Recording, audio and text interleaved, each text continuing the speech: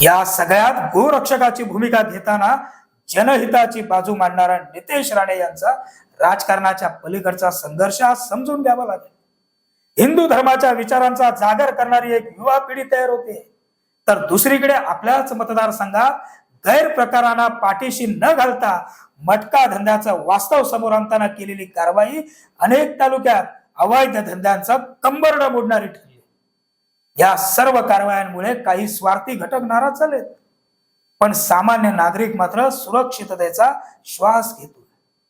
नितेश राणे यांनी दाखवून दिलं की प्रशासन आणि जनतेच्या हितासाठी धाडसानं पावलं उचलली तर विरोध सहन करावा लागतो, पण यावेळी जिल्हावासियांनी सजग होण्याची गरज निर्माण झाली।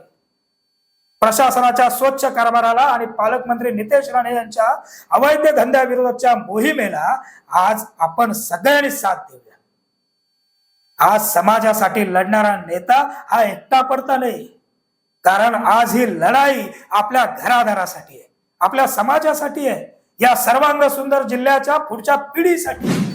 अहो, सिंधुदुर्गचे पालकमंत्री म्हणून सिंधुदुर्ग जिल्ह्यातील पुढची पिढी सुरक्षित केली, हीच आहे का नितेश राणे यांची चूक? हा प्रश्न आज प्रत्येकाला पडतोय।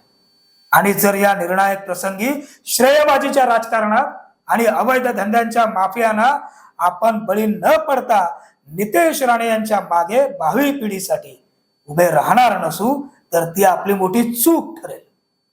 आणि त्यावेळी आपलं भविष्य आपल्यालाही पिढ्यानपिढ्या माफ करणार नाही, हेच वास्तव आहे।